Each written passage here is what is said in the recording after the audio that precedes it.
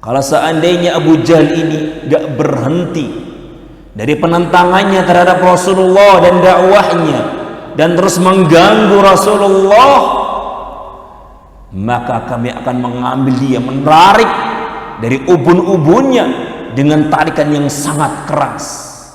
Bismillahirrahmanirrahim. Bismillahirrahmanirrahim. Alhamdulillah, wassalatu wassalamu ala rasulillah wa ala alihi wa sahbihi wa man wala. Asyhadu an la ilaha illallah wahdahu la syarika lah wa asyhadu anna Muhammadan abdu rasuluh sallallahu alaihi wa ala alihi wa sahbihi wa sallama tasliman katsira.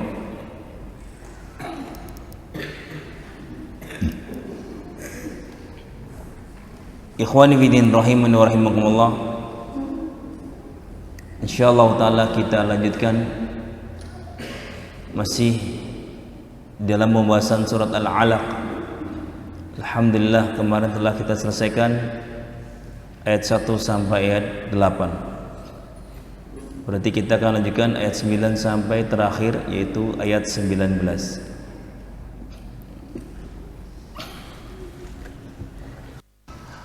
Allah Subhanahu wa taala berfirman, A'udzu billahi minasy syaithanir rajim. Ara'aital ladzi yanha 'abdan idza shalla. Ara'aita in kana 'alal huda aw amara bittaqwa.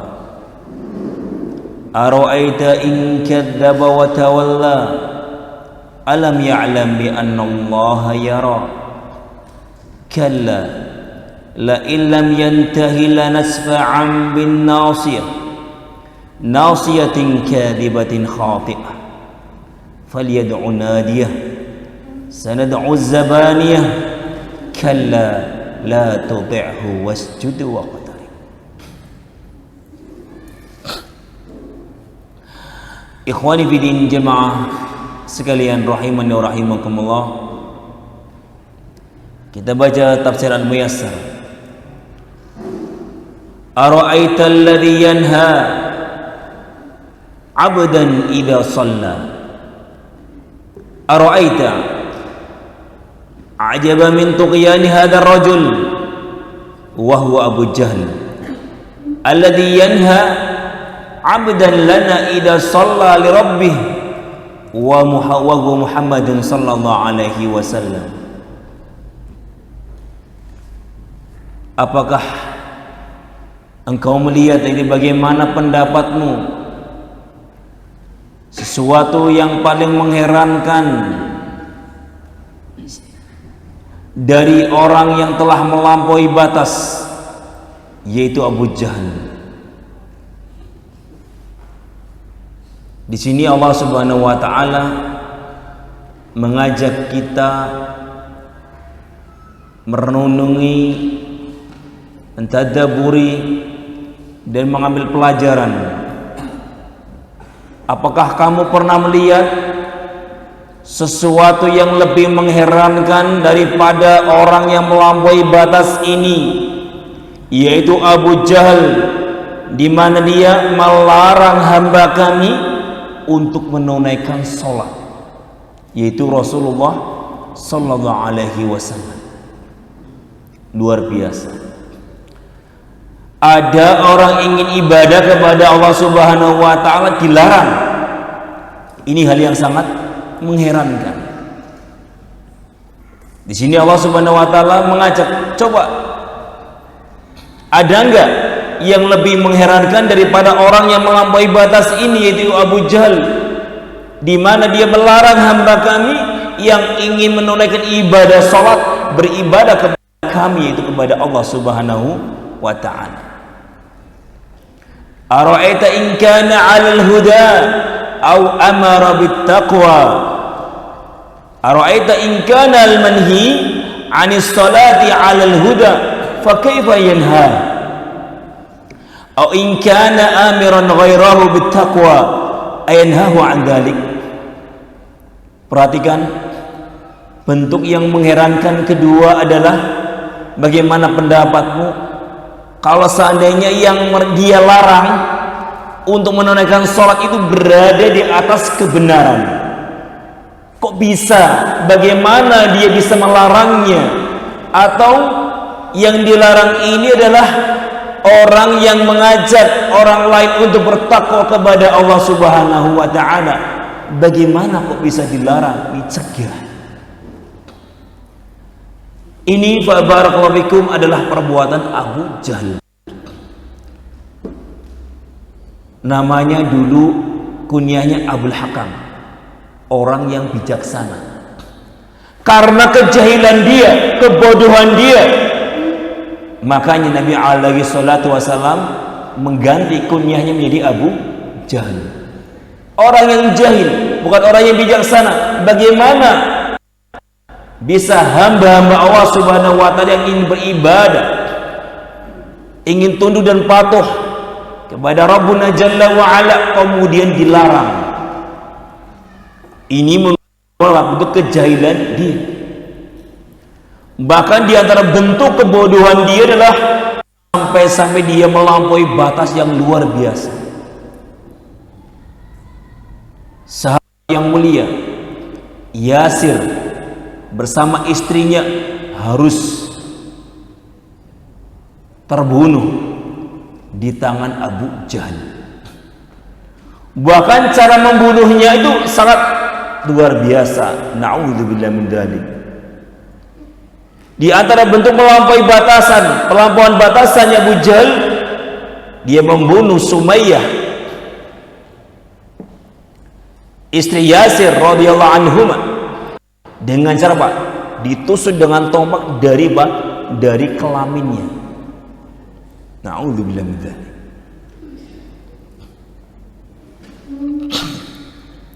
Ini kekejaman dan pelampauan batas Abu Jahal.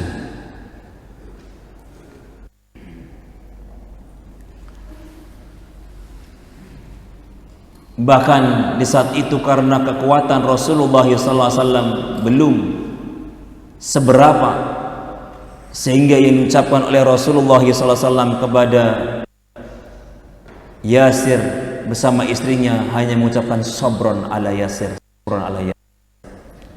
Bersabarlah wahai keluarga Yasir.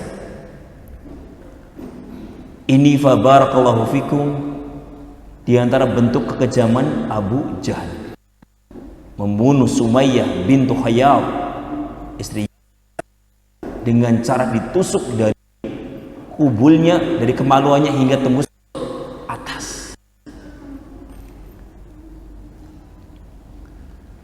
Oleh karena itu Nabi alaihi salatu wasallam merubah kunyah beliau menjadi Abu Jahal. Kejahilan dia, tahu kebenaran, tetapi karena hawa menjadi,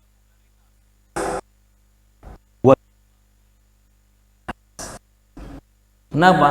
Karena takut apabila orang-orang Quraisy masuk Islam, tentunya fa barakallahu bikum, bisnisnya dan usahanya akan hancur.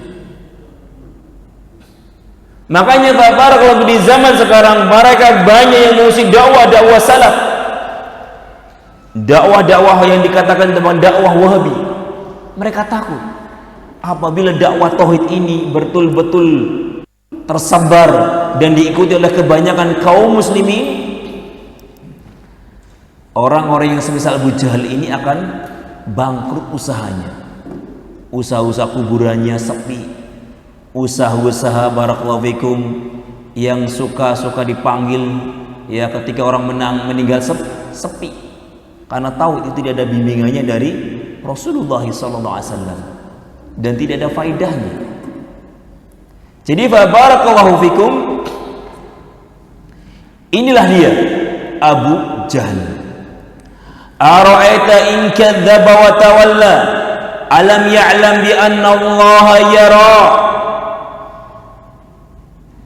Ara'aita in kadzdzaba hadan nahi bima yud'a ilaihi wa arada an alam ya'lam bi anna Allah yara kulla ma yaf'al laysa al-amr kama yaz'umu Abu Jahl. Bagaimana pendapatmu jika orang yang mendustakan ini adalah orang yang melarang, tidak mau menyambut panggilan Rasulullah SAW, bahkan dia berpaling dari, kemudian berbuat kejahatan, berbuat melampaui batas yang na'udzubillah min dzalik. Apakah dia tidak sadar bahwasanya Allah Subhanahu wa taala melihat semua perbuatan dia, dan perkaranya ternyata tidak seperti yang diduga oleh Abu Jahal. La ilam yarji' hada an shiqaqi wa adahu lana'khudanna bi muqaddami ra'sih akhdan 'anifan. Kalau seandainya Abu Jahal ini gak berhenti dari penentangannya terhadap Rasulullah dan dakwahnya, dan terus mengganggu Rasulullah, maka kami akan mengambil dia, menarik dari ubun-ubunnya dengan tarikan yang sangat keras. Fayutrah finnar, kemudian aku lemparkan orang ini ke dalam neraka. Nasiyatin kadhibatin khati'ah falyad'u nadiyah sanad'u zabaniyah kalla la tuti'hu wasjud waqtarib. Itu nasiyatuhu nasiyatun kadhiba fi maqaliha. Ubun-ubunnya adalah ubun-ubun orang yang suka berdusta di dalam perkataannya, khati'ah fi af'aliha, salah di dalam perbuatannya. Fa akannal kadhiba wal khata' badiyani minha. Allah Subhanahu wa ta'ala sebutkan ubun-ubun yang ditarik oleh Allah Subhanahu wa ta'ala, seolah-olah kedustaan dan perbuatan zalim dia tadi berasal dari ubun-ubunnya, di otaknya. Falyuhdir hada taghiya ahlan nadi alladzina yastansiruna bihim. Coba Abu Jahal dan yang semisal dengan Abu Jahal, coba sekarang panggil itu bala tentaramu yang juga sama sifatnya seperti kalian, melampaui batas. Adakah yang bisa menolong kalian dari azab Allah Subhanahu wa ta'ala? Laisal amr ala ma yadhunnu Abu Jahal. Ternyata kenyataannya tidak seperti yang diduga oleh Abu Jahal. Sanad'u zabaniyah innahu lan yanalaka ayyuhar rasul bisu fala tudhi'hu fima da'aka ilaihi min tarki shalah wasjud li rabbik waqtarib minhu bitahabbubi ilaihi bi ta'atihi.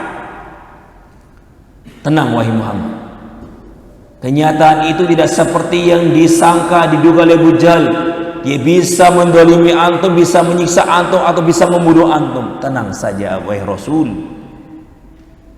semua keburukan-keburukan Abu Jahal tidak akan pernah bisa menimpamu.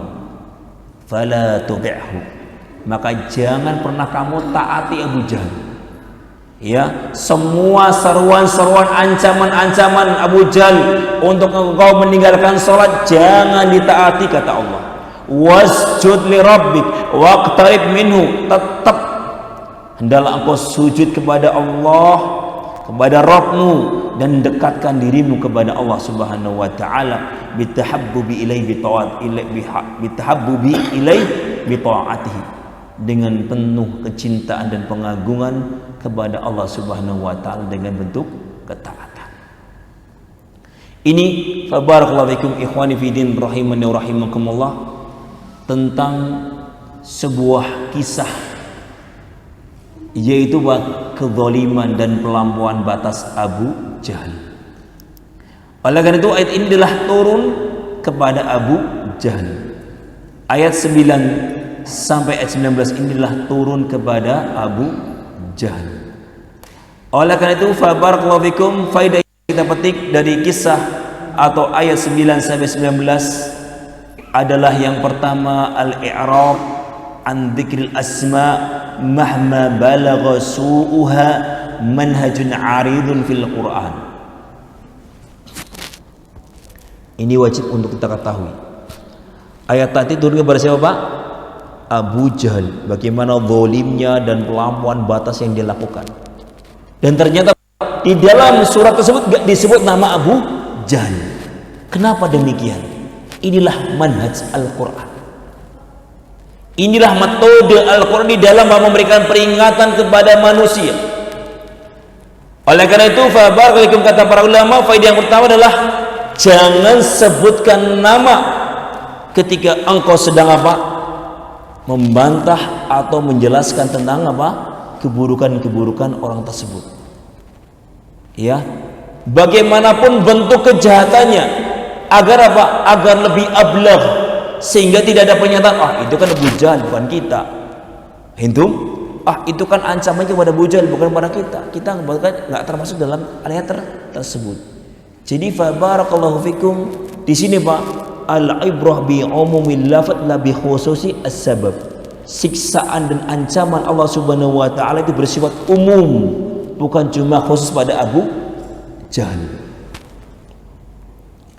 Ini manhaj Al-Qur'an. Al-Qur'an itu fa barakallahu fikum enggak menyebut nama kecuali dua. Kepada siapa kemarin?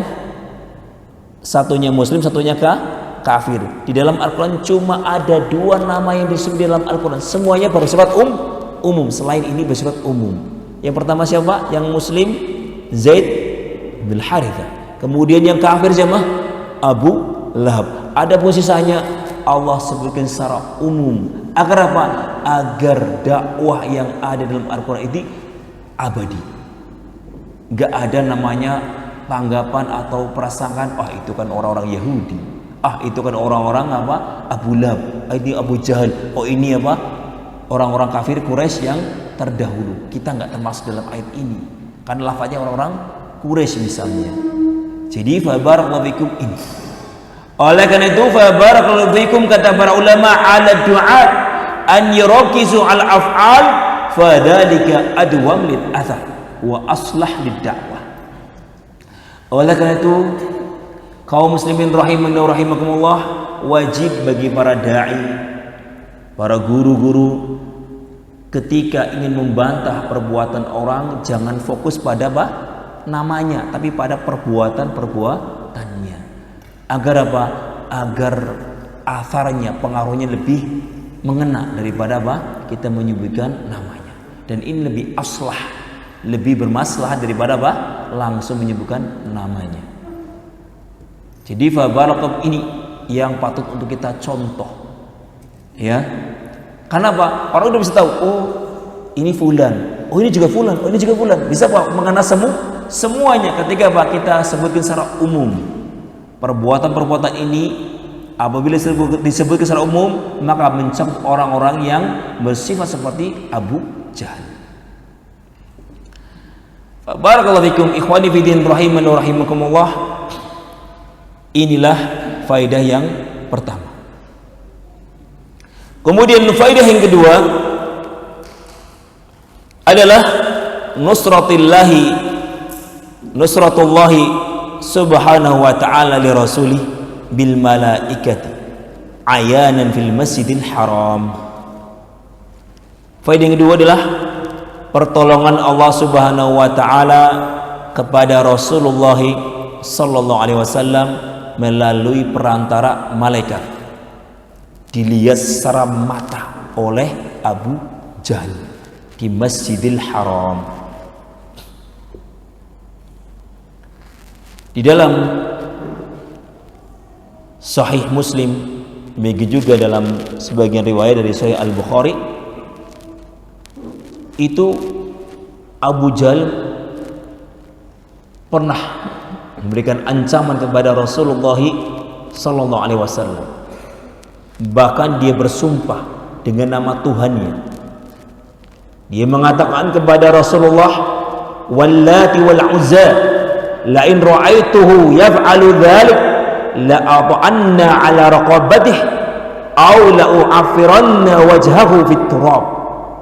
Perhatikan Pak, ancaman Abu Jahal kepada utusan Allah Subhanahu wa taala. Dia mengatakan, demi Lata wal Uzza, kalau seandainya aku melihat Muhammad sujud di masjid ini, maka aku akan injek lehernya atau akan aku sungkurkan kepalanya, wajahnya ke dalam tanah. Ancaman siapa? Abu Jahal. Betul, Nabi tetap datang,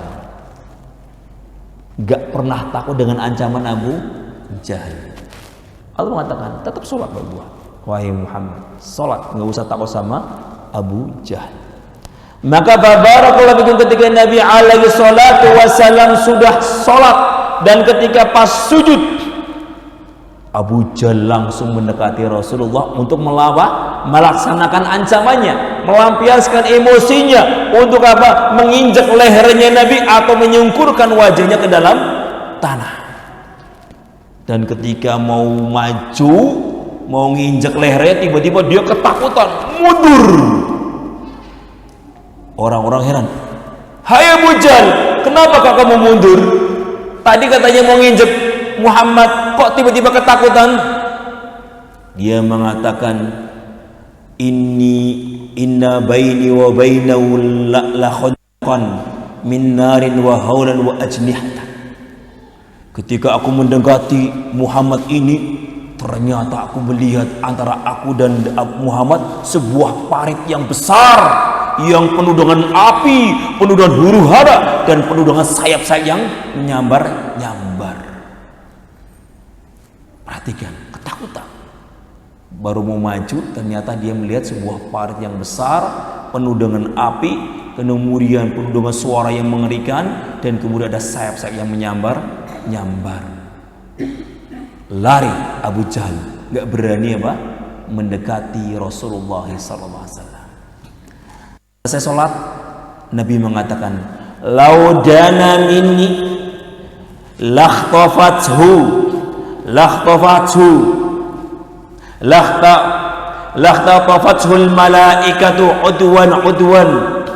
Kalau seandainya tadi dia berani mendekatiku, niscaya mereka menyambar tubuhnya, satu persatu anggota tubuhnya disambar-sambar oleh malaikat.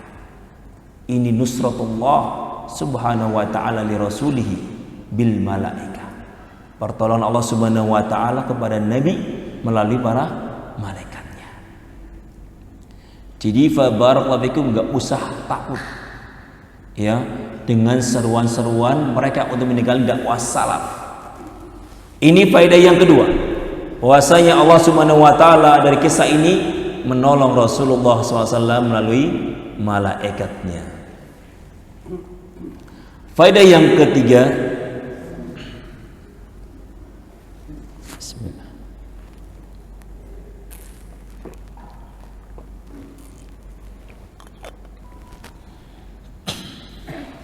a'zamu at-tughyan wal-dhulm wal-hurman lin-nasi alladzina yasudduna 'an sabilillah. Kezaliman yang paling besar dan pelampauan batas yang paling besar adalah ketika orang itu mencegah manusia dari jalan Allah Subhanahu wa ta'ala. Ini kezaliman yang paling besar, melarang orang taat kepada Allah, melarang orang beribadah kepada Allah Subhanahu wa ta'ala. Dahulu kami ketika di Yaman, di antara orang yang paling benci dengan Islam adalah orang-orang komunis. Di saat itu komunis masih subur di negeri Yaman. Barakallahu fikum, mereka melarang para pemuda-pemuda masuk ke masjid. Apabila barakallahu fikum mereka ke masjid, maka akan ditangkap dan dibuang, nggak tahu kabar beritanya setelah itu. Allah Subhanahu wa ta'ala berfirman surah Al-Baqarah 114, wa man adlamu mimman mana'a masajidallah an yudhkara fiha ismuh wa sa'a fi kharabiha ulaika ma kana lahum ay yadkhuluha illa khaifin lahum fid dunya khizyun wa lahum fil akhirati adzabun adzim. Siapakah yang lebih zalim, kata Allah, dari orang-orang yang mencegah orang-orang masuk masjid untuk menyebut nama Allah, untuk sholat, membaca Al-Quran, beribadah di dalam masjid, dan berusaha untuk menghancurkan masjid-masjid Allah Subhanahu wa ta'ala. Pada mereka masuk dalam keadaan ingin takut kepada Allah, takut kepada Allah Subhanahu wa ta'ala. Orang yang seperti ini, kata Allah, lahum fid dunya khizyun wa lahum fil akhirati adzabun adzim. Suatu hal yang mesti, orang-orang yang seperti kesudahannya adalah dia akan mendapatkan azab di dunia dengan azab yang pedih, dan di akhirat akan mendapatkan siksaan yang sangat mengerikan. Sebagaimana nanti bagaimana kehinaan Abu Jahal di dalam faedah selanjutnya insyaallah. Jadi barakallahu fikum, di dalam surat Al-Alaq menceritakan bahwasanya kezaliman yang paling besar adalah kezaliman bagaimana orang melampaui batas mencegah orang-orang beribadah kepada Allah Subhanahu wa ta'ala. Hati-hati. Barang siapa yang melarang orang-orang belajar agama, melarang orang-orang mengenal tauhid, melarang sunnah dengan sekian banyak makar-makarnya, khawatir menimpa anda sebagaimana menimpa Abu Jahal. Banyak, barakallahu fikum, perkataan-perkataan yang mengerikan, bahkan mereka berani mencegah, ya, barakallahu fikum, dakwah tauhid. Sebagian mereka mengompori pemerintah untuk apa? Melarang pencegahan apa? Pembangunan masjid-masjid yang dikatakan Wahabi. Nauzubillah min dzalik. Hati-hati. Ya, melarang sebuah masjid yang katanya akan dibangun padanya dakwah Wahabi. Kemudian fa barakallahu fikum ternyata berhasil. Tunggu saja. Allah Subhanahu wa taala itu Maha Hakim, Maha bijaksana. Orang siapa yang fa barakallahu fikum melampaui batas, berbuat zalim kepada orang-orang yang betul-betul suci, beribadah kepada Allah, mentauhidkan Allah, berdakwah betul-betul murni, ikhlas di jalan Allah, enggak ada tendensi dunia sama sekali, dilarang. Hati-hati, jangan sampai apa yang menimpa Abu Jahal menimpa anda. Na'udzubillah min dzalik. Faedah yang keempat, perhatikan bagaimana laknat Allah Subhanahu wa ta'ala kepada Abu Jahal. Tasjilu la'natillahi ala fir'aun hadhil ummah Abi Jahal.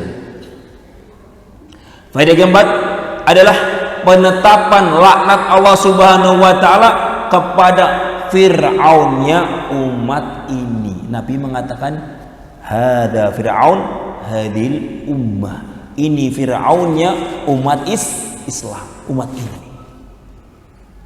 Kenapa? Karena nggak beda dengan Fir'aun, melampaui batas, melarang orang beribadah kepada Allah, bahkan membunuh mereka, mengusir mereka. Ini Nabi alaihi salatu wasallam menyebutkan hada Fir'aun hadhil ummah. Dan fa barakallahu fikum, bagaimana kesudahan Abu Jahal? Kesudahannya sangat menghinakan. Ketika fa barakallahu fikum di dalam perang Badar, perang berkecamuk, maka tiba-tiba ada seorang pemuda yang umurnya 16 tahun datang. Pemuda itu adalah Muawid dan juga Mu'ad, semuanya adalah anak-anak Afra radhiyallahu anhum. Muawid dan Mu'ad kakak beradik datang. Mananya namanya Abu Jahal? Oh, itu namanya Abu Jahal. Datanglah dua pemuda tersebut dalam kondisi apa? Abu Jahal ketakutan, dibentengi oleh pasukannya atau barakallahu fikum, yaitu pengawal-pengawalnya. namun dengan izin Allah Subhanahu wa taala hanya dia ditebas dan dibunuh oleh dua pemuda tersebut. Dan kemudian fa barakallahu fikum mati dalam keadaan hina. Kemudian datanglah Ibnu Mas'ud kepada Abu Jahal ketika sedang sakaratul maut. Kemudian ketika sudah mau mati, Abu Jahal mengatakan, limanil ghalabatul yawm, liman al-ghalabal yawm. Sekarang yang menang siapa ini? Giliran siapa yang menang? Ibnu Mas'ud mengatakan, lillahi wa li rasulihi ya aduwallah. Yang menang hari ini adalah Allah dan Rasulnya, wahai musuh Allah. Fabarakallahu fikum. Akhirnya dia mati dalam keadaan hina. Maka kemudian Nabi mengatakan, alhamdulillah alladzi ahzaka ya aduwallah, hadza kana fir'aun hadhil ummah. Segala puji bagi Allah. Semoga Allah menghinakan engkau wahai musuh Allah. Engkau adalah fir'aunnya hadhil ummah. Sehingga barakallahu fi ikhwani fi din rahimani wa rahimakumullah, hati-hati. Jangan sampai kita bersifat dengan sifatnya Abu Jahal. Iyadzan billah. Kemudian faidah yang kelima. Alhamdulillah, enggak ngantuk. Tanbihul lil insan an yatadhakkara anna Allah muttali'un alaihi wa yara. Di dalam ayat yang ke-14 Allah mengatakan alam ya'lam bi anna Allah yara. Ini peringatan bagi manusia untuk sadar bahwasanya Allah Subhanahu wa taala itu mengetahui semua perbuatanmu. Ngumpul, gembosi pemerintah untuk menghentikan masjid ini, pondok ini ditutup. Itu makar-makarmu Allah tahu. Jadi jangan sampai kamu sangka yang makar-makari kalian wahai musuh-musuh sunnah, musuh-musuh tauhid, menggembosi beberapa tokoh-tokoh Islam atau pemerintah untuk menghentikan dakwah tauhid, dikira Allah nggak tahu. Allah mengetahui semua makar-makar kalian. Makanya hati-hati. Allah Subhanahu wa taala mengatakan innallaha kana 'alaikum raqiba. Allah itu senantiasa mengawasi perbuatan kalian. Sehingga fabarakallahu fikum, hati-hati. Dan sekecil apapun perbuatanmu dari keburukan dan kejahatan, pasti engkau akan mendapatkan akibatnya. Sebagaimana dalam surat apa? Al-Zalzalah. Oleh karena itu barakallahu fikum di sini memberikan kita peringatan, wahai manusia sadar dari kalimat alam ya'lam bi anna Allah yara. Itu harus sadar bahwa semua perbuatan kita Allah mengetahuinya. Sehingga ketika demikian, maka ketika engkau mau bermaksiat, mau bikin makar atau mau berbuat dosa, pikir 1000 kali. Kenapa? Karena Allah melihat kita. Allah Subhanahu wa taala menyebutkan surat Ghafir ayat 19. Ya'lamu kha'inatal a'yun wa ma tukhfi sudur. Hati-hati. Allah Subhanahu wa taala mengetahui pengkhianatan mata. Antum melirik istri orang, Allah tahu, pada ngelirik dong. Lirikan matamu yang berkhianat kepada kemaksiatan, kepada istri orang, itu Allah tahu, apalagi kalau sampai melotot, lirik saja. Ya. Ternyata istrinya cantik ya. Hati-hati, Allah tahu. Wa ma tukhfi sudur, dan apa yang kamu sembunyikan di dalam hatimu. Batin ya, cantik ya. Hati-hati. Sehingga waspada. Ketika kita mengetahui ayat seperti ini, maka ketika engkau mau berbuat maksiat, waspada, berpikir terlebih dahulu. Kenapa? Karena Allah mengetahui semua perbuatan kita. Makanya para ulama mengatakan ma'asallaha illa jahil. Ulama salaf mengatakan tidaklah orang yang berani bermaksiat kepada Allah kecuali orang yang bodoh, orang yang jahil seperti Abu Jahal. Betul. Sadaq Apa yang dikatakan para ulama salaf? Tidaklah orang yang berani bermaksiat ngumpet-ngumpet di rerumputan, ngumpet-ngumpet di kolong jembatan, di selokan atau dimanapun, di hotel ini, kecuali orang yang jahil.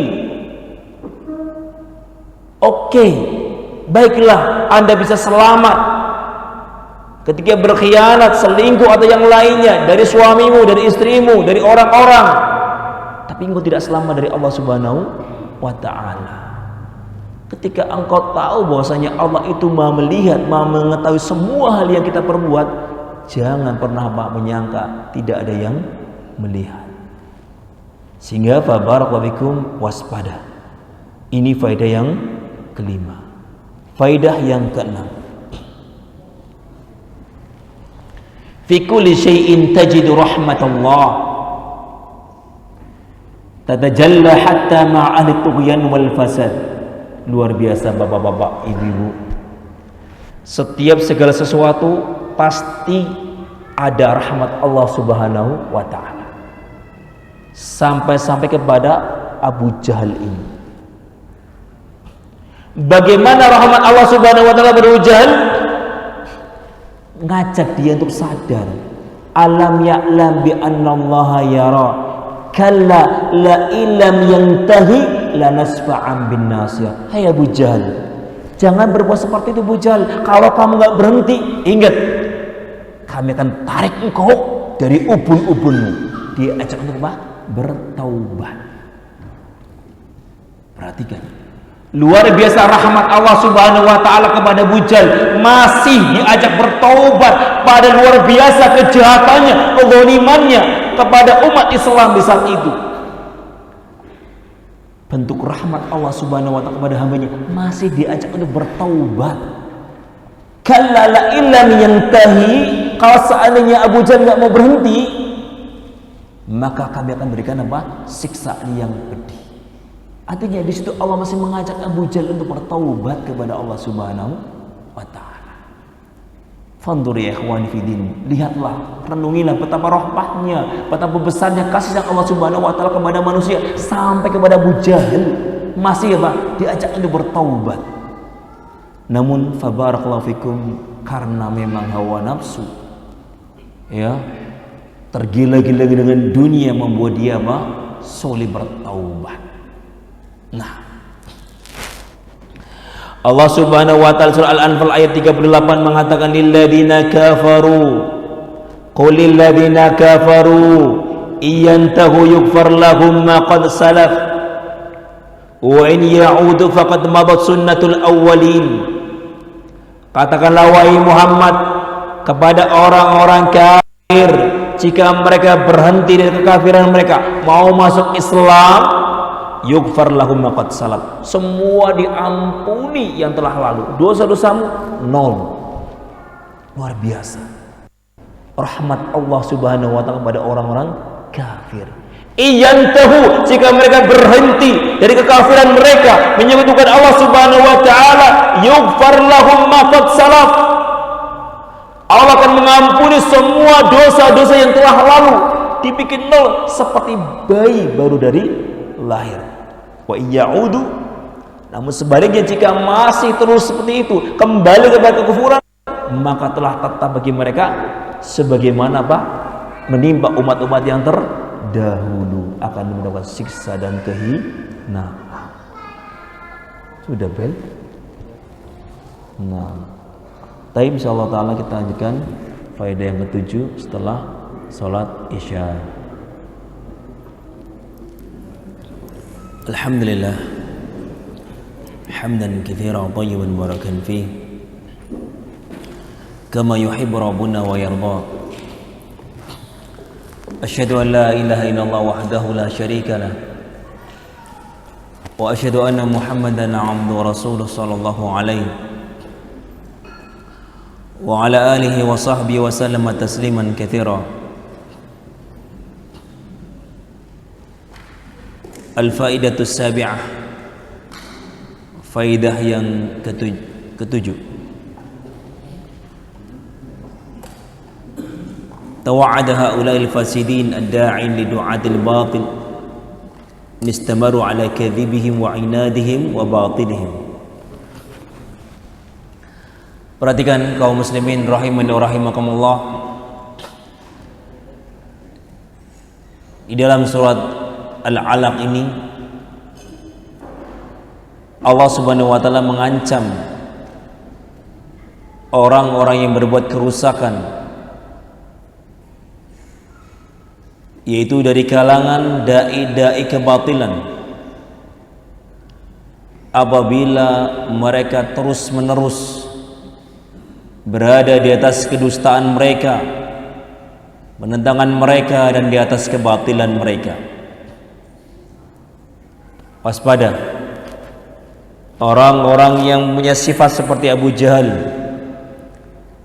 mencegah manusia mentauhidkan Allah, mencegah manusia mengikuti sunnah Rasulullah SAW, memberikan lakop-lakop, jurukan-jurukan agar orang lari dari mereka. Hati-hati, orang mau ikhlas beribadah kepada Allah semata, orang ingin mengamalkan sunnah Rasulullah SAW sebagai bentuk cinta kita kepada Rasul, sebagai bentuk pengamalan perintah Allah Subhanahu wa taala untuk mentaati Allah dan Rasulnya, ternyata dicegah, dihalangi, bahkan diberikan gangguan demi gangguan. Maka kata Allah Subhanahu wa taala, jika orang-orang yang seperti itu terus berada di atas kebatilan mereka, penentangan mereka, kedustaan mereka, maka waspada, Allah Subhanahu wa taala tidak akan pernah tidur dari pengawasannya kepada mereka. Jangan disangka ketika kalian berbuat kezaliman, ketika kalian melampaui batas, mungkin Anda berhasil menutup masjid-masjid sunnah, menutup masjid-masjid yang menegakkan dakwah tauhid. Mungkin Anda bahagia dengan makar kalian, dengan segala pengembosan kalian, berhasil menghasut masyarakat. Tapi ingat, Allah Subhanahu wa taala tidak akan pernah istirahat. Allah tidak akan pernah berhenti. Pasti ketika Allah sudah berkehendak mengazab kalian di dunia, Allah akan mengazab kalian. Allah Subhanahu wa taala menyatakan, wa kadzalika akhdhu rabbika idza akhadhal qura wa hiya zalimah inna akhdahu alimun syadid. Allah Subhanahu wa taala menyatakan dalam surat Hud ayat 102, demikianlah Allah Subhanahu wa taala apabila menghukum suatu perkampungan, suatu penduduk, apabila mereka berbuat dusta, berbuat zalim, berbuat kebatilan, Allah tunda dulu. Namun ketika Allah Subhanahu wa taala telah mengazab mereka, maka tidak ada satupun yang bisa selamat dari azab Allah Subhanahu wa taala. Nabi alaihi salatu wasallam menyatakan, innallaha la yumli zalim, innallaha la yumli zalim hatta idza akhadahu lam yuflithu. Nabi alaihi salatu wasallam menyatakan, sesungguhnya Allah akan menunda orang-orang zalim itu azabnya, siksaannya. Namun apabila telah datang waktunya, lam yuflithu, niscaya tidak akan pernah meleset. Siksaan Allah, azab Allah akan menimpa orang-orang yang zalim tersebut. Waspada. Sebesar apapun, sehebat apapun dukunganmu dan pengikutmu dalam makar-makar kalian berbuat zalim terhadap agama Allah, terhadap tentara-tentara Allah, maka semuanya akan hancur di hadapan Allah Subhanahu wa taala. Faedah yang ke-8, al-hathu ala nusrati dinillah bimalih wa jahi wa makanatah Di dalam ayat ke-8, di dalam faedah yang ke-8 ini ada anjuran untuk kita selalu menolong agama Allah Subhanahu wa taala, baik dengan hartanya atau kedudukannya atau jabatannya atau dengan yang lainnya. Ayo tolong agama Allah Subhanahu wa taala.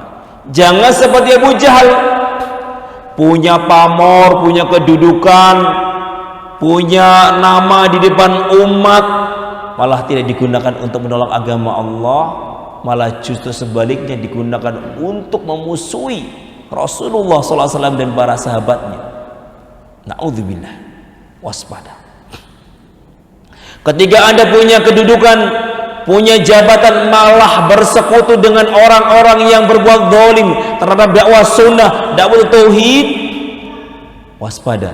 Jangan sampai menimpa engkau sebagaimana menimpa Abu Jahal, kehinaan kesudahannya di dunia dan siksaan nanti di akhiratnya.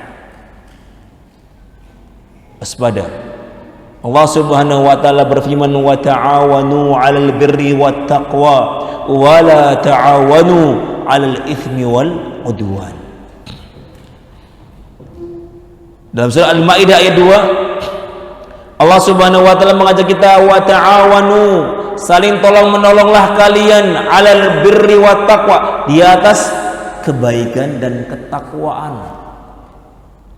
Jadi ketika engkau punya harta, punya kedudukan, punya jabatan, tolong menolonglah di atas kebenaran dan ketakwaan. Wala ta'awanu 'alal itsmi wal 'udwan. Jangan saling tolong-menolong dalam perbuatan dosa dan permusuhan. Syukur-syukur antum wahai orang-orang yang memiliki jabatan menjadi orang yang menjadi penengah. Menjadi orang-orang yang di tengah-tengah umat yang sedang berselisih. Bukan malah condong demi kemaslahatan jabatannya, pangkatnya, condong kepada pihak ini kemudian mendolimi pihak yang lainnya. Jangan. Cukup apa yang menimpa Abu Jahal menimpa dia. Jangan sampai menimpa kita yang punya jabatan, punya harta, punya kedudukan, malah digunakan untuk memusuhi dan menghalangi manusia dari jalan Allah Subhanahu wa taala. Hati-hati. Jangan seperti Abu Jahal, jangan seperti Abu Lahab. Yang ke-9, da'watullah Subhanahu wa ta'ala bi'adami ta'ah wal istijabah li haula al-mukadzibin at-taghin. Faedah yang ke-9, Allah mengatakan la tuti'hu wasjud waqtarib. La tuti'hu. Di sini ada seruan Allah untuk tidak mentaati dan menyambut seruan-seruan dan ajakan-ajakan orang-orang yang mendustakan dan melampaui batas. Faedah yang ke-9 adalah seruan Allah Subhanahu wa taala kepada kita untuk jangan pernah mentaati dan menyambut seruan orang-orang yang mendustakan dan melampaui batas. Baik kita yang sedang didolimi maupun orang-orang yang punya jabatan, yang punya harta, nggak usah takut, ditaati. Wah, kalau bapak nggak mau mendukung kami menutup masjid ini atau menutup sekolah ini, menutup pondok ini, kami nggak akan memilih bapak. Nggak ada masalah, nggak dipilih oleh kalian. Yang penting apa? Allah memilih saya, selesai. Ngapain mencari wajah manusia? Capek. Lebih baik apa? Mencari wajah Allah Subhanahu wa ta'ala. Sehingga barakallahu fikum ikhwani fiddin rahimani wa rahimakumullah, bagaimanapun besarnya syubhat-syubhat mereka, ajakan-ajakan mereka, apabila dibangun di atas kebatilan, kezaliman, permusuhan, jangan ditaati. Dan jangan pernah takut kepada mereka. Sebagaimana Rasulullah SAW tidak pernah takut kepada ahlul batil. Jangan seperti Abu Thalib. Datang Rasulullah SAW kepada pamannya Abu Thalib,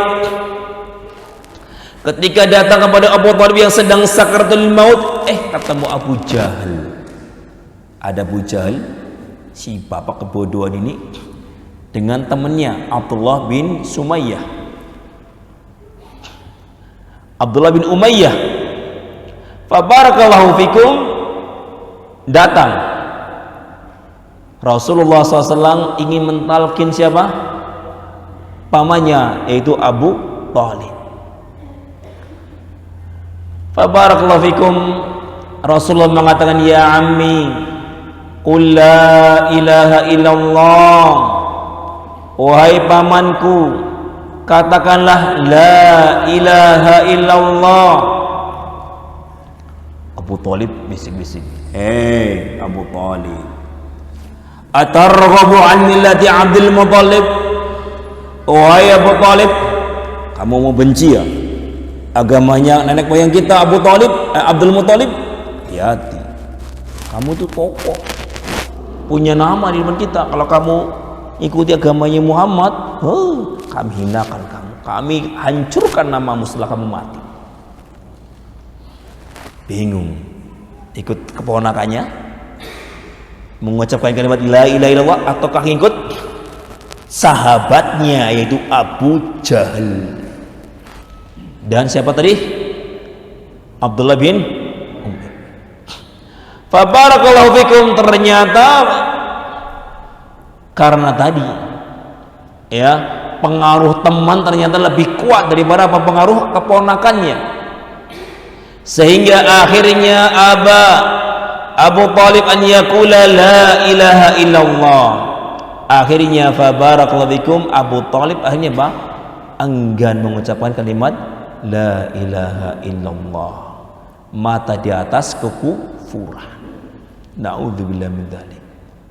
Ini hati-hati, jangan seperti siapa? Abu Thalib, mendengarkan seruan-seruan kepada kebatilan, mendengarkan seruan-seruan kepada apa? Kekufuran. Na'udzubillah. Jangan sampai kita seperti dia. Oleh karena itu, ikhwani fiddin rahimani rahimakumullah, faidah yang ke-10 adalah al-hathu ala thabat ala ibadah wa da'wah mahma adumat al-mihan.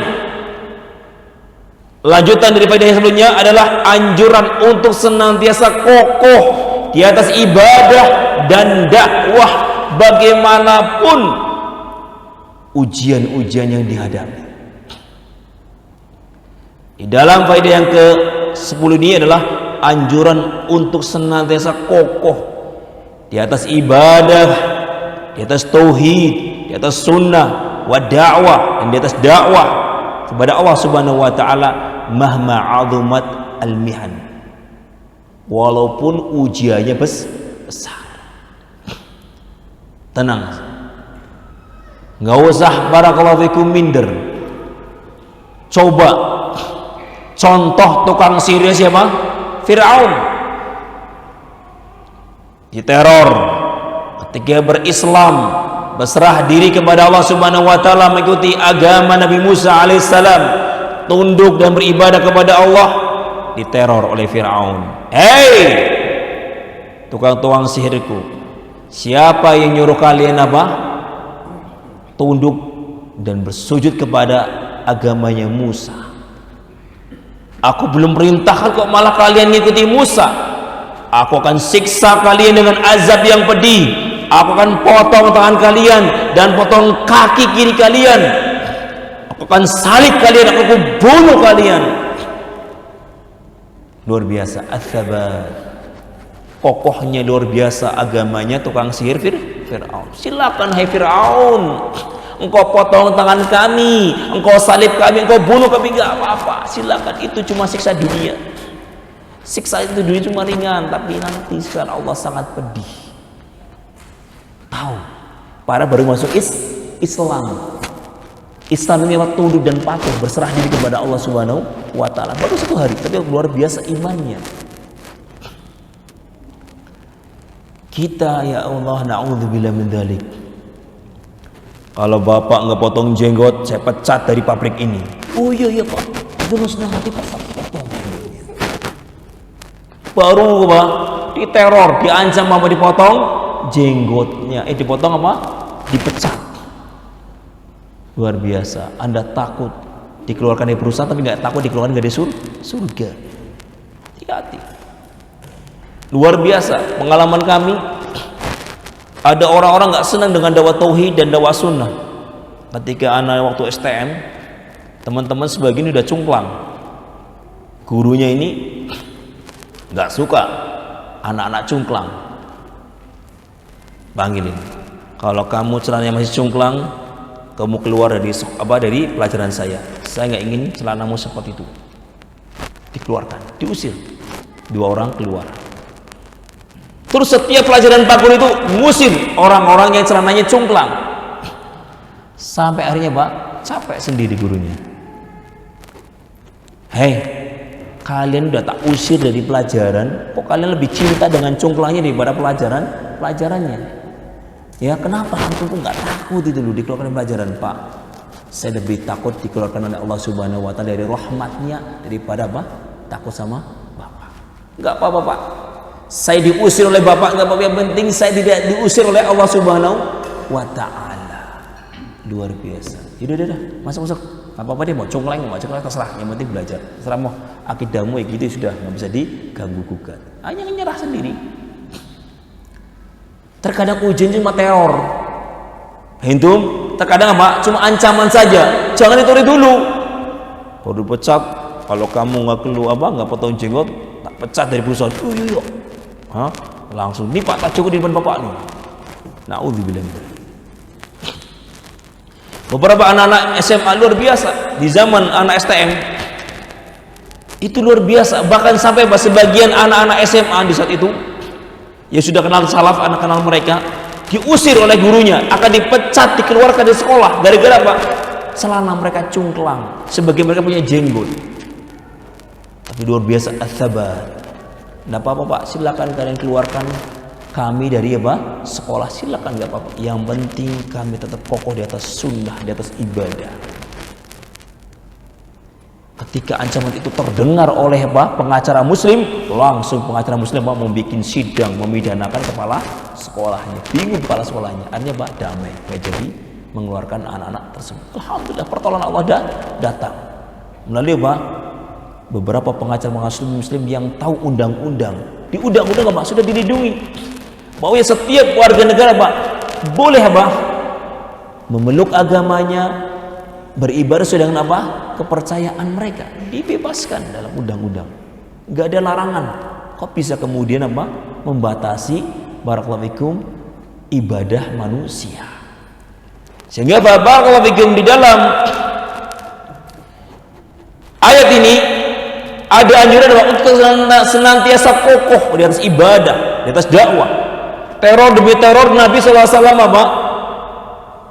Menimpa beliau, tapi beliau tidak pernah goyah. Sampai-sampai beliau melihat sahabat-sahabatnya dibunuh, disiksa. Apakah kemudian udah menyerah, udah tolong lepaskan semua sahabat-sahabat saya, jangan disiksa. Sudah, aku tinggalkan agama ini, dakwah ini untuk kemaslahatan mereka. Demi nyawa mereka ditinggalkan dakwah tauhid?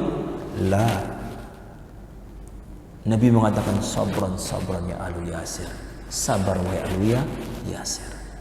Demikian juga ketika Nabi alaihi salatu wasallam melihat Bilal bin Rabah disiksa, dicambuk, dikasih baju besi, kemudian dijemuri panasan. Yang Bilal, bagaimana coba Pak? Dikasih baju besi, taruh di barat, di panas, dijemur. Bilal hanya mengatakan ahad. Nabi SAW nggak bisa berbuat apa-apa kecuali berdoa agar Bilal bisa tetap sabar. Luar biasa. Siksaan, godaan, ujian yang menimpa Rasulullah dan para sahabatnya dan juga umat-umat yang terdahulu, para pengikut, para anbiya, itu lebih berat daripada ujian yang menimpa kita. Kita paling terornya apa sih Pak? Diusir dari kampung, ya, kemudian apa? Suruh dipecat dari perusahaannya atau pekerjaannya atau dikeluarkan dari sekolahnya. Paling cuma itu aja. Tidak sampai pada pembunuhan. Alhamdulillah belum pernah kita dengar ada orang bertauhid memakai sunnah kemudian dibunuh, diberantas. Belum pernah kita dengarkan di bumi Indonesia ini, alhamdulillah. Pernah memang dengar beberapa kampung-kampung salafi diusir penduduknya, kemudian dibakar kampungnya, Pak. Tapi luar biasa, teman-teman sabar. Nggak apa-apa, silakan kampung kami dibakar, dihancurkan. Yang penting jangan sampai hancur tauhid kita dan agama kita. Prinsip yang luar biasa. Faedah yang ke-11, al-firar ila Allah bi kathri sujud, bi kathri as-sujud wa du'a ilaihi wa khasatan waqtal fitan wal mihan. Di dalam faedah yang ke-11 ini adalah anjuran untuk kembali kepada Allah dengan memperbanyak sujud, yaitu memperbanyak sholat, memperbanyak doa, terkhusus di waktu-waktu fitnah, ujian demi ujian, fitnah demi fitnah, gangguan demi gangguan. Bagaimana caranya untuk bisa menenangkan itu semua, membuat hati kita terus yakin dan kokoh kembali ke Allah. Biarkan makar-makar mereka terus mereka lancarkan kepada dakwah tauhid, dakwah sunnah. Biarkan, serahkan urusan mereka kepada Allah Subhanahu wa ta'ala. Doakan semoga Allah mendapatkan hidayah, semoga mereka mendapatkan hidayah. Ya Allah, berikanlah hidayah kepada kaum muslimin. Kasihan gara-gara tokoh satu ini membuat kaum muslimin terpengaruh, sehingga mereka membuat anarkis kepada dakwah tauhid, kepada dakwah sunnah. Ya Allah, berikan mereka hidayahnya ya Allah. Doakan, jangan doanya ngeri-ngeri. Ya, dari Facebook ketika kejadian seorang satu masjid ahlu sunnah ditutup, ya doanya semoga Allah melaknat para penutup masjid ini, dan kemudian juga melaknat orang-orang yang berserikat, para pemerintahnya, para ininya. Nah, ini nggak ada maslahatnya. Doakan untuk mereka hidayah dan petunjuk. Siapa tahu fabar dengan doamu tiba-tiba berbondong-bondong mereka rujuk, minta maaf, dan kemudian ternyata dakwah tauhid adalah dakwah yang benar. Luar biasa sabarnya kalian dalam beragama, sabarnya kalian dalam berpegang teguh dengan tauhid dan sunnah, membuat mereka bisa salut kepada kita. Sabar, jangan kezaliman dibalas dengan kezaliman. Jangan perbuatan keras mereka, anarkis mereka, kita balas dengan kekerasan dan anarkis pula. Jangan. Ya, karena kita sudah punya Allah Subhanahu wa ta'ala. Hasbunallah wa ni'mal wakil.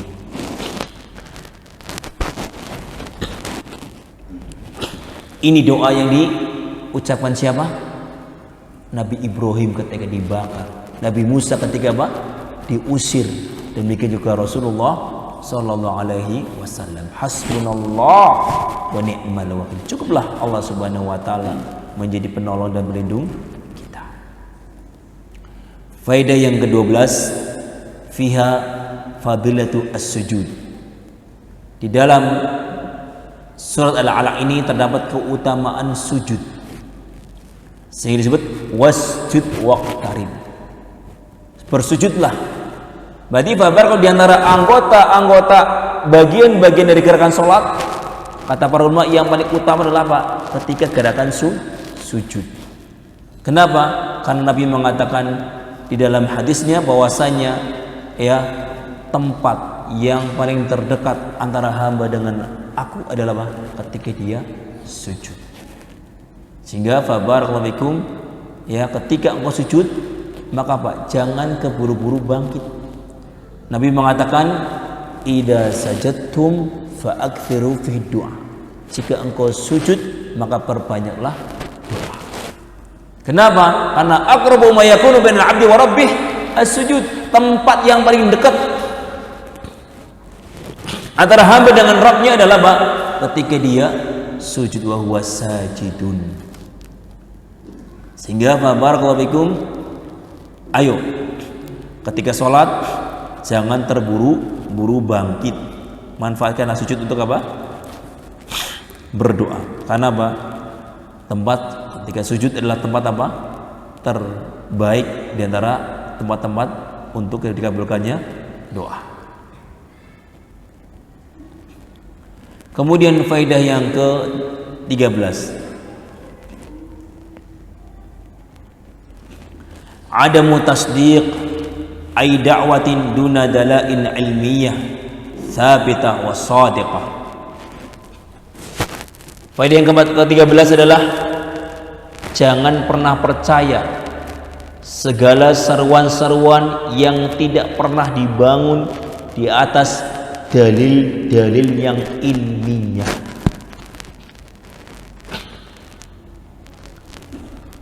Perhatikan bagaimana Abu Jahal memberikan penggembosan dan ancaman-ancaman.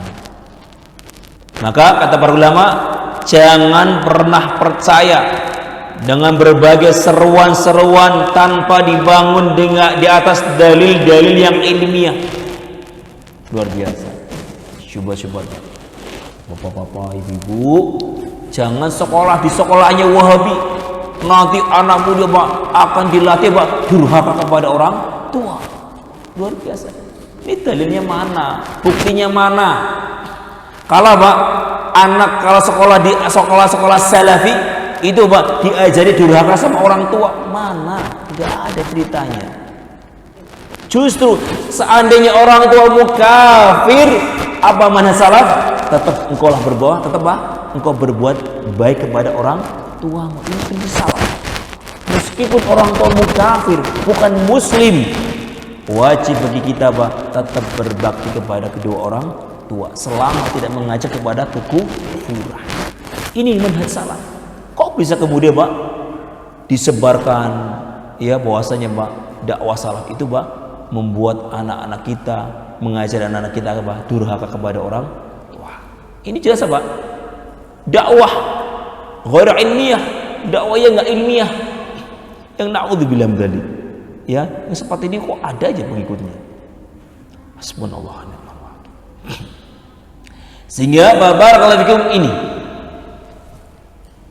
waspada dari berbagai macam seruan-seruan dan dakwah-dakwah yang ternyata tidak dibangun di atas dalil-dalil yang ilmiah.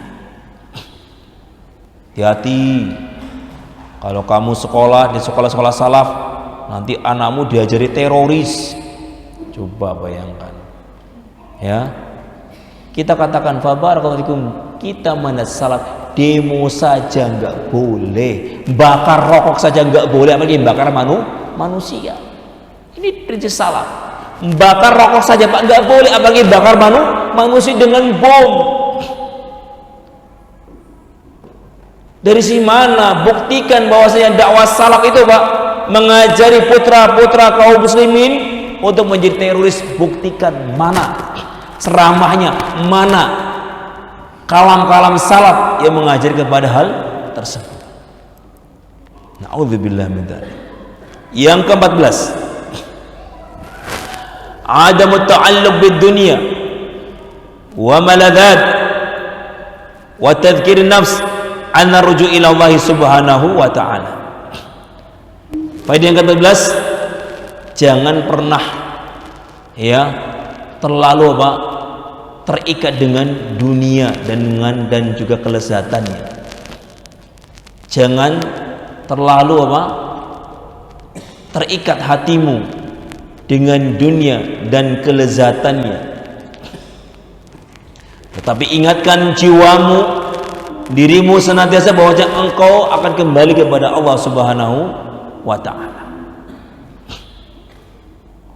Waspada, apapun kejahatanmu, kedolimanmu, ingat semuanya akan kembali kepada Allah.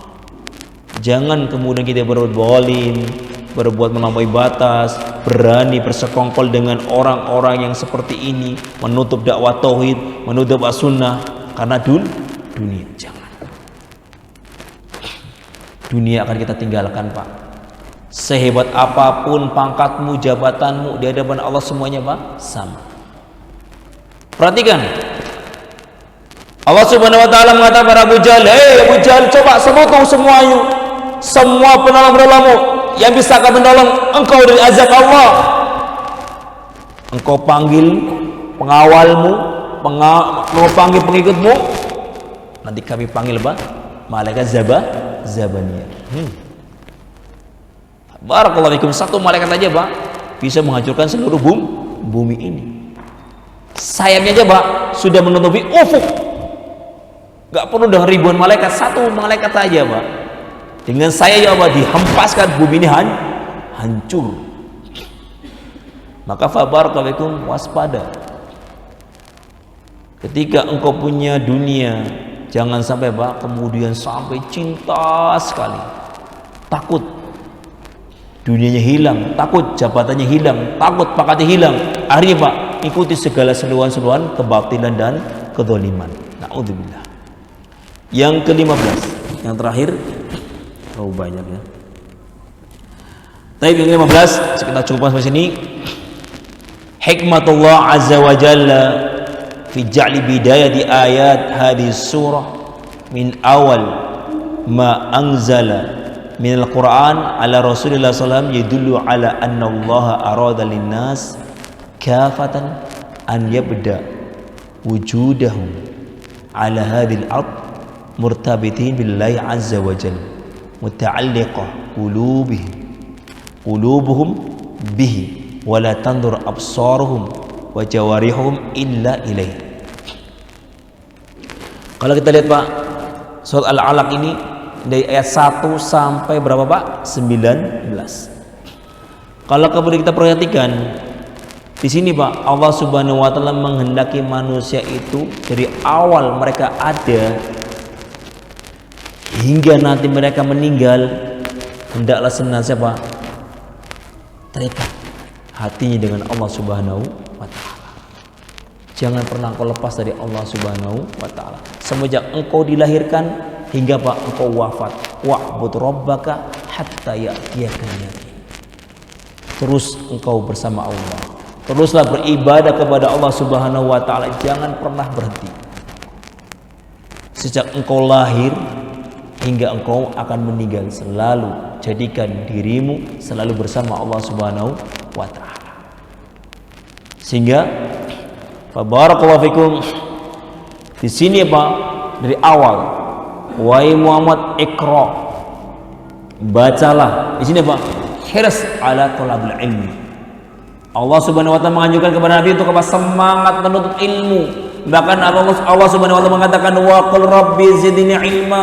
Wahai Muhammad, katakanlah kepada Rabbmu, Rabbi zidni ilma. Ya Allah, tambahkanlah aku ilmu. Ini memberikan dalil bahwasanya Pak, semenjak Nabi alaihi salatu wasallam diutus, diangkat sebagai Nabi, disuruh banyak belajar.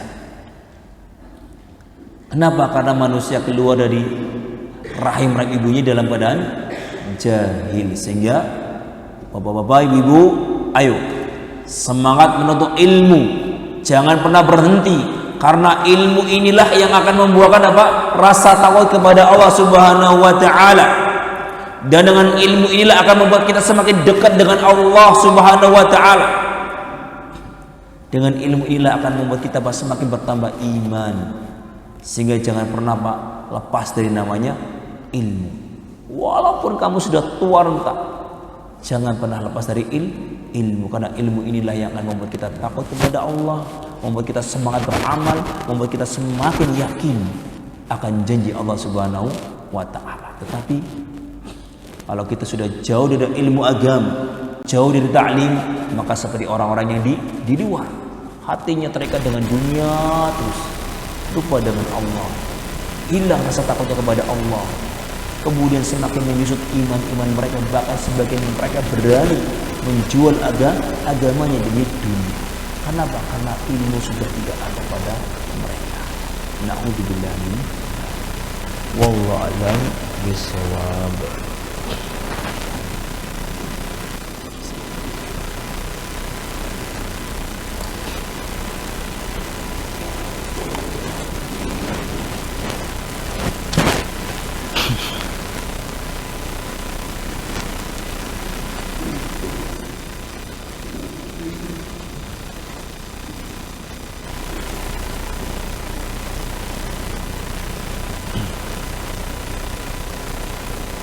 Taib ikhwani bidin rahimani wa rahimakumullah. sini ada pertanyaan. Benarkah riwayat yang menyebutkan bahwasanya Abu Thalib diringankan siksanya di neraka karena apa? Kecintaannya kepada Rasulullah sallallahu alaihi wasallam. Naam. Riwayatnya sahih bahwasanya Rasulullah bahwasanya Abu Thalib adalah manusia yang paling ringan siksaannya di neraka. Ya selama-lamanya di neraka, tapi Pak, siksanya paling ringan. Apa bentuk siksanya paling ringan yang diberikan Allah kepada dia? Berdiri di atas sendal yang panas hingga Pak ubun-ubunnya mendidih. Ini siksaan yang paling ringan. Berdiri di atas sendal, ada yang mengatakan batu, kemudian Pak, barakallahu fikum, kepalanya, otaknya mendidih. Ini barakallahu fikum siksaan yang barakallahu fikum diberikan Allah Subhanahu wa taala kepada Abu Thalib, siksaan yang paling ringan. Na'udzubillah. Kemudian siapakah nama asli Abu Jahal? Namanya Amr bin Hisham bin Al-Mughirah Al-Makhzumi Al-Qurashi Al-Kinani. Dia ketemu dengan Rasulullah di Al-Kinan. Dia termasuk apa? Paman dari paman Rasulullah. Namanya Amr bin Hisham bin Al-Mughirah Al-Makhzumi Al-Qurashi Al-Kinani. Barakallahu fikum. Adapun ketika dia menggembosi Abu Thalib bersama siapa tadi? Abdullah bin Abi Umayyah bin Al-Mughirah. Luar biasa. Kalau namanya Islam, apa? Dia akan masuk ke dalam Islam. Betul. Akhirnya apa? Abdullah bin Abi Umayyah Al-Mughirah yang ikut bersama Abu Jahal menggembosi Abu Thalib masuk tetap di atas kekufurannya. Akhirnya Pak, dia masuk Islam. Dan ketika masuk Islam, dia memiliki semangat yang luar biasa membela agama Rasulullah sallallahu alaihi wasallam, mengikuti perang-perang Badar, perang Hunain, perang Taif, sehingga beliau mati di negeri Taif. Jadi ini barakallahu fikum Abdullah bin Abi Umayyah, ya, yang tadi Pak ikut menggembosi Abu Thalib untuk tetap di atas kekufurannya. Alhamdulillah dia masuk Islam, ikut perang Fatu Makkah, ikut perang Hunain, dan juga perang Taif, dan kemudian meninggal di perang tersebut. Wallahu alam bisawab. Baik, wallahu alam. Insyaallah taala kita lanjutkan surat selanjutnya, surat apa? At-Tin, pada pertemuan yang akan datang. Sekali lagi terus semangat belajar dan jangan pernah Pak kendor. Nah, banyak doa kepada Allah Subhanahu wa taala, semoga Allah Subhanahu wa taala senantiasa memberikan kita istiqomah dan semangat terus dalam menuntut ilmu agama. Taib ilahuna, apabila ada salahnya atau kekeliruan dalam bacaan atau tergelincir pemahaman, Anda bertaubat kepada Allah Subhanahu wa taala. Dan itu semua karena kejahilan saya dan datangnya dari asyaitan. Apabila ada benarnya, itu semuanya murni datangnya dari Allah Subhanahu wa taala. Kita tutup dengan kafaratul majlis. Subhanakallah. Assalamualaikum warahmatullahi wabarakatuh.